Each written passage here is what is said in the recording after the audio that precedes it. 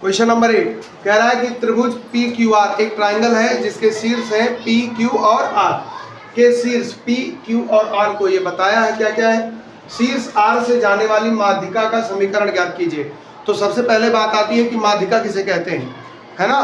तो माध्यिका किसे कहते हैं, किसी त्रिभुज के शीर्ष और उसके सम्मुख भुजा के मध्य बिंदु को मिलाने वाली रेखाखंड को ही हम माध्यिका कहते हैं। मेरी बात समझिएगा। जैसे मान लीजिए कि यह है ए, यह है बी और यह है सी, तो यहाँ पे बी सी का मध्य बिंदु यहाँ होगा, ए सी का मध्य बिंदु मान लीजिए यहाँ होगा और ए बी का मध्य बिंदु मान लीजिए यहाँ पे होगा, ठीक है।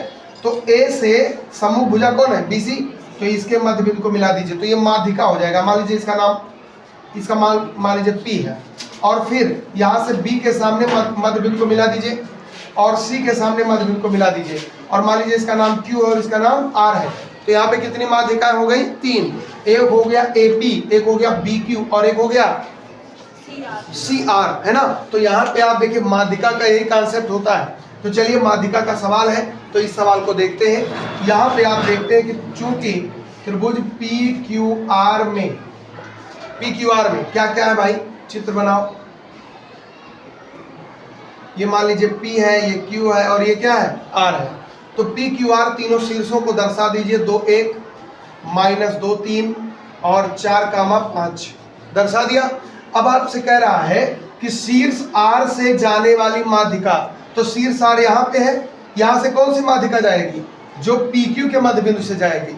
तो PQ का मध्य बिंदु मान लीजिए यहाँ पे है, तो यहाँ से एक माध्यिका जा रही है, मान लीजिए माध्यिका जा रही है, इसी का समीकरण बताना है, ठीक है। तो मान लेते हैं कि ये जहां पे जा रही है वो पॉइंट है, मान लीजिए यम, ठीक है। तो हमें अगर इसका समीकरण बताना है तो जितना हमने सूत्र नियम पढ़ा है उसमें कौन सा नियम लगा करके हम समीकरण निकाल सकते हैं, ठीक है। तो क्या निकाल सकते, देखिए एक बिंदु हमको पता है। अब इसका समीकरण निकालने के हमारे पास कई तरीके हो सकते हैं, लेकिन एक तरीका ये हो सकता है कि अगर इस रेखा की प्रवणता पता चल जाए तो हम निकाले जाएंगे। प्रवणता निकालने के लिए कोई हिंट है नहीं। दूसरा काम हम ये कर सकते हैं कि अगर यम बिंदु का भी निर्देशांक पता चल जाए तो 2 बिंदुओं से होकर जाने वाली रेखा का समीकरण लगा देंगे। तो हमारा टारगेट होगा कि बिंदु यम का निर्देशांक ज्ञात करना। तो यहाँ पे लिखेंगे कि चूंकि यम पी क्यू, ये क्या है P Q, M P Q का मध्य बिंदु है, इसलिए मध्य बिंदु का फार्मूला क्या होता है भाई, बोलो, सुना पढ़ते हो। मध्य बिंदु का फार्मूला क्या होता है, x1 plus x2 by 2 y1 plus y2 by 2। तो इस हिसाब से मध्य बिंदु यहाँ पे क्या है, यम। मान लो x1 y1 x2 y2, तो x1 हो गया 2, y1 हो गया -2, तो -2 यहाँ लिख दो, y2 हो गया। फिर है y1 कितना है 1, y2 कितना है 3/2। तो यहाँ से आपको बिंदु यम का निर्देशांक 2 - 2 0, 0/2 0, 3 1 4, 4/2 2। तो यम बिंदु का निर्देशांक आपको मिल गया 0, अब 0, 2 मिल गया। अब हमको आर्यम, ये जो हमारे पास माध्यिका जा रही है, इसी का समीकरण बताना है। तो इसलिए आर्यम का समीकरण कैसे मिलेगा, 2 बिंदुओं से होकर जाने वाली रेखा का समीकरण। तो हमको पता है कि चूंकि 2 बिंदुओं से होकर जाने वाली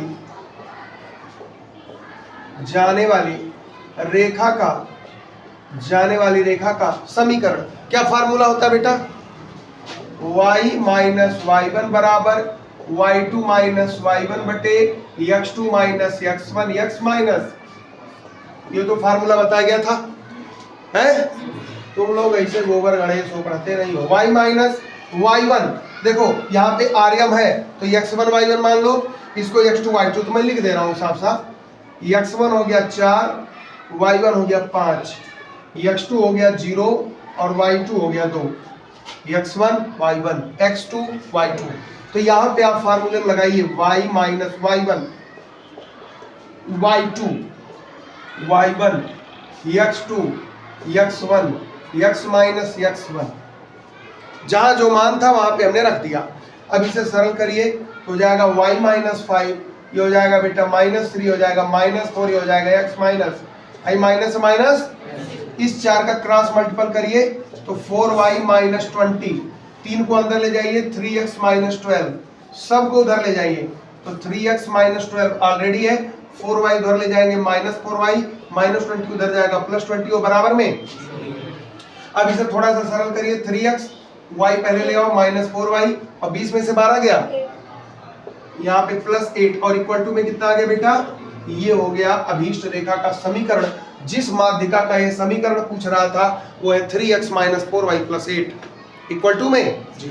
आसान है। सबसे पहले हमको ये पता होना चाहिए था कि माध्यिका क्या होता है, किसी त्रिभुज में कितनी माध्यिकाएं होती हैं, ये अगर हमको पता है तो हम बहुत आसानी से सवाल को सेट कर ले जाएंगे। तो ये रहा क्वेश्चन नंबर 8। अब देखते हैं क्वेश्चन नंबर 9। देखते हैं क्वेश्चन नंबर 9 कह रहा है -3,5 एक बिंदु है -3,5 से होकर जाने वाली, इससे होकर के एक रेखा जा रही है, लेकिन वो रेखा बिंदु 2,5 और -3,6 से जाने वाली रेखा पर लंब रेखा का समीकरण बताना है। तो इसका मतलब है कि पहले एक रेखा जा रही है, ध्यान से देखना बेटा, ये मान लीजिए एक रेखा जा रही है और इस रेखा पर एक पॉइंट है यहाँ पे 2,5 और एक पॉइंट है -3,6। मैं नामकरण कर दे रहा हूं कि ये P है और ये क्या है, Q है। अब इसी रेखा से होकर जाने वाली और से जाने वाली, इसी रेखा पर एक लंब रेखा जा रही है, पता नहीं कहां से जा रही है, हमको नहीं पता, तो मान लेते हैं यहीं जा रही है। तो एक लंब रेखा जा रही है जो इस पे लंबवत है, और ये लंब रेखा जो है वो -3,5 से होकर जा रही है, मान लीजिए इसका नाम है R। तो हमको बताना है कि इस रेखा का समीकरण क्या होगा।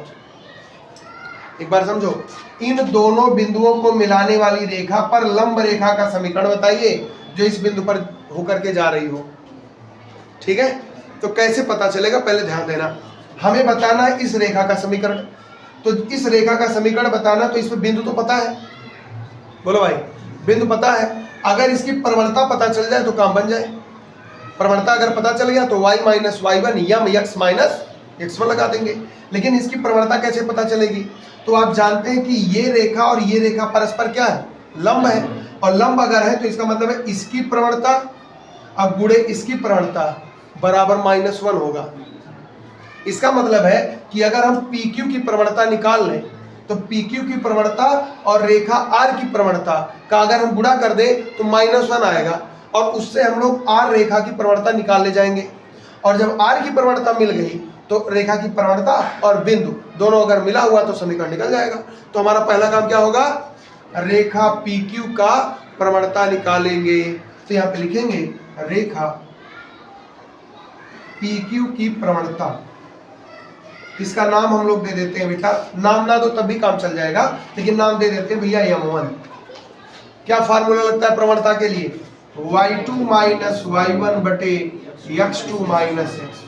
y2 ध्यान देंगे, x1 y1 x2 y2, y2 कौन है 6, बहुत बढ़िया, y1 कौन है 5, x2 कौन है y और x1 कौन है, सरल करते 6 में से 5 गया और -3 -2 -5, ये M1 मिल गया।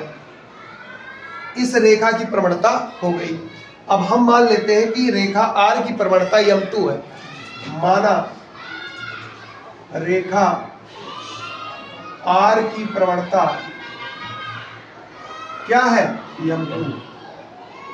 तो यहां लिखेंगे कि चूंकि PQ तथा R परस्पर क्या है, परस्पर लंब है, इसलिए क्या होगा, M1 गुणे M2 का मान होगा -1।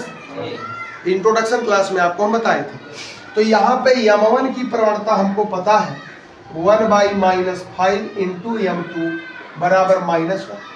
ये -5 उधर भेज दो तो M2 की वैल्यू कितनी हो जाएगी, -5 और -1 का गुणा करेंगे तो कितना आ जाएगा, +5। तो इस रेखा की प्रवणता हमको पता चल गई। तो आपको ये हो गया कि चूंकि अब यहाँ पे हमको क्या करना है, अब प्रवणता 5 तथा प्रवणता 5, इसकी प्रवणता हो गई, तथा बिंदु कौन सा है, बिंदु -3,5 से होकर से होकर जाने वाली रेखा का समीकरण किस फार्मूले से ज्ञात होगा? प्रवणता तथा एक बिंदु। तो प्रवणता तथा एक बिंदु का फार्मूला y माइनस y1 बराबर यम x माइनस, तो y माइनस y1 कितना है 5, यम कितना है 5, x माइनस x1 कितना है -3। इसे मसला बना दो। अभी हो जाएगा y माइनस 5 और ये आप देखो 5 और ये माइनस माइनस प्लस, तो x प्लस 3 कर दो, तो हो जाएगा y माइनस 5x प्लस 15, सबको उधर ले चलते हैं, तो हो जाएगा 5x प्लस 15 माइनस y और -5 उधर गया तो +5 बराबर, सरल कर लीजिए तो हो जाएगा 5x माइनस y और 5 और 15 कितना बेटा 20 और बराबर में 0। तो ये होगा रेखा का समीकरण 5x minus y plus 20 equal to 0। ठीक है, इसमें क्या करना था, 2 पॉइंट दिया था, उसकी मदद से हमने इसकी प्रवणता निकाल ली। अब इस पे लंब ये रेखा है, तो आप जानते हैं कि किसी रेखा उस पर लंब रेखा की प्रवणताओं का गुणनफल -1 होता है, तो हम इसकी प्रवणता m2 मान लिए और इसकी प्रवणता निकाल लिए और दोनों का जब गुणा किए तो -1 आ गया। यहां से हमने इसकी प्रवणता निकाल ली और जब रेखा की प्रवणता और उस रेखा पर स्थित कोई एक बिंदु हमें पता हो तो हम उस रेखा का समीकरण बता सकते हैं और उसके लिए फार्मूला आपको बताया गया y माइनस y1 बराबर यम x माइनस x1। ठीक है, तो ये सवाल नंबर 9 है, इसको नोट कर लीजिए। फिर देखते हैं क्वेश्चन नंबर 10। क्वेश्चन नंबर है 10, कह रहा है एक रेखा 1,0 और 2,3 बिंदुओं से जा रहा है। तो एक हम लोग अपने मन से ऐसे एक रेखा खींच लेते हैं। मान लीजिए एक रेखा है ये 1,0 और दूसरा पॉइंट है 2,3 से जा रही है। ठीक है, ये बिंदु को मिलाने वाली रेखा रेखाखंड पर लंब है, मतलब ये जो रेखा है ना ये लंब है किसी पे, किस पे लंब अभी देखते हैं, तथा उसको 1:n के अनुपात में विभाजित करती है। ठीक है, तो चित्र हम लोग गलत बनाए हैं, थोड़ा ध्यान देंगे। यहाँ पे एक रेखा हमारे पास है ऑलरेडी। ठीक है, एक रेखा है, अब वो 1,0 से जा रही एक रेखा दूसरी है, मान लीजिए एक दूसरी रेखा ये है और ये जो रेखा है ये 1,0 और 2,3 से होकर जा रही है और ये जो जा रही है ना वो एक रेखाखंड है। ये ध्यान देंगे, रेखाखंड मतलब लंबाई फिक्स है। तो ये मान लीजिए AB है, ये मान लेते हैं P है और ये क्या है Q है। अब ये 1,0 2,3 बिंदुओं को मिलाने वाली रेखाखंड पर लंब है। ठीक है, ये रेखा जो है इस पर लंब है। ठीक है, तथा उसको 1:n के अनुपात में विभाजित करती है। इसका मतलब कि ये जो दिख रहा है ये इसको विभाजित कर रहा है, किसमें विभाजित कर रहा है 1:n, मतलब यहाँ से लेके यहाँ तक 1 और यहाँ से लेके यहाँ तक n और इस पॉइंट से होकर जा रहा है। तो कह रहा है अनुपात में विभाजित करता है, तो रेखा का समीकरण बताइए। तो हम मान लेते हैं कि ये इसको विभाजित कर रहा है पॉइंट C पर। ठीक है, इतना अब C पर है। अब हमारे पास सवाल लगाने के लिए कौन कौन से तरीके हैं, ध्यान से देखना, ध्यान से देखना। हम इस रेखा का समीकरण खोज रहे हैं AB का।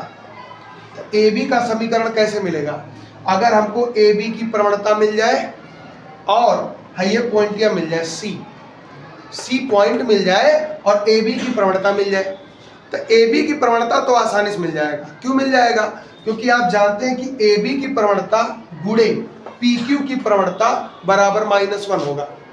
ठीक है, तो वहां से हम AB की प्रवणता तो निकाल ले जाएंगे। अब बात आती है बिंदु C का निर्देशांक। तो आपने विभाजन सूत्र पढ़ा है, विभाजन सूत्र m1x2 है ना, ऐसे करके पढ़े हो ना, तो m1x2 इस तरह से भी पढ़े हो। तो यहाँ पे एक काम करना, हम लोग थोड़ा सा चित्र गड़बड़ कर रहे हैं। ये आपका इस टाइप से है, इधर है हमारा 1 और इधर हमारा क्या है m, ये है। अब C निकल सकता है, तो चलिए निकालते हैं। सबसे पहले हम लोग C बिंदु का निर्देशांक निकालते हैं।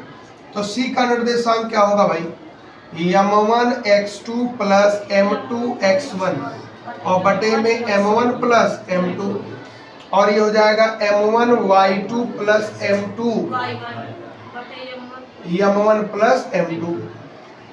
ये फार्मूला है। अब इस फार्मूले से हम लोग सी निकाल सकते हैं, तो सी निकाल देते हैं भाई, सी निकाल देते हैं। यम1 यहाँ से आओ, ये 1 है, 1 का गुणा कहाँ होगा x2 2 में, तो 1 गुणे 2 प्लस यहाँ पे है n, n का गुणा किस में होगा 1 में, n गुणे 1 और बटे में कितना हो जाएगा n प्लस 1 या 1 प्लस n, कामा लगा दो।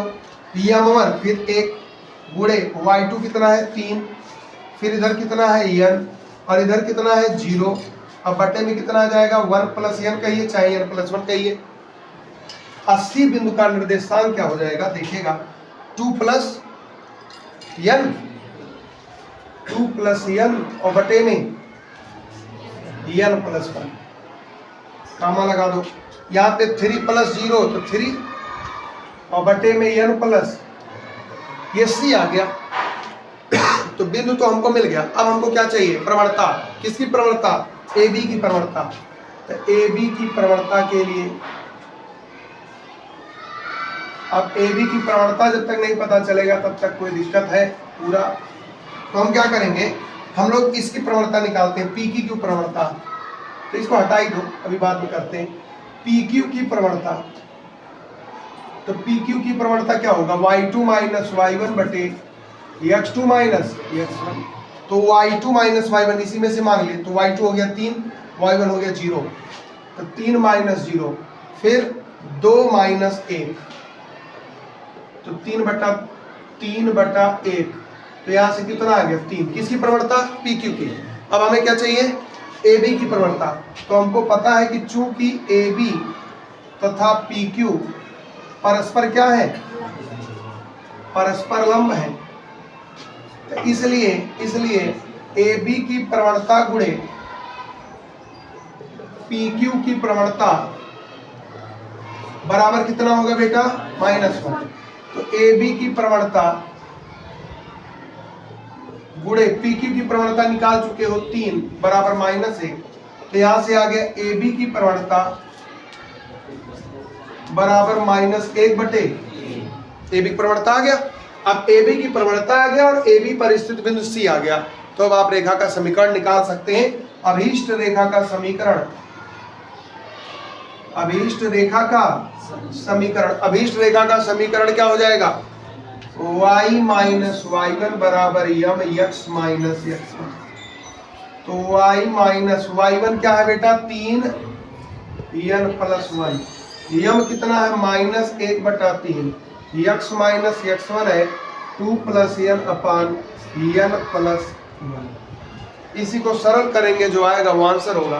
तो ध्यान देंगे बेटा, ये यहाँ गुणा करेगा तो जाएगा n प्लस 1 y माइनस 3 और टोटल बटे में n प्लस 1।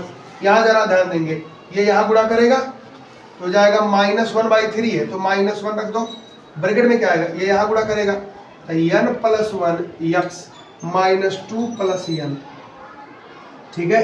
और बटे में क्या है, बटे में 3 ऑलरेडी है, n प्लस 1 भी मिल जाएगा।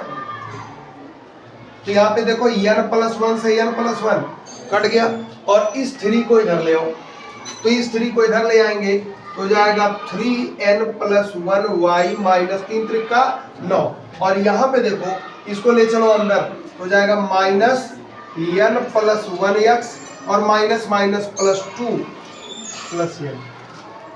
अब थोड़ा सा सरल कर लेंगे और आंसर आ जाएगा, तो आंसर हम लोग यहाँ लिख देते हैं।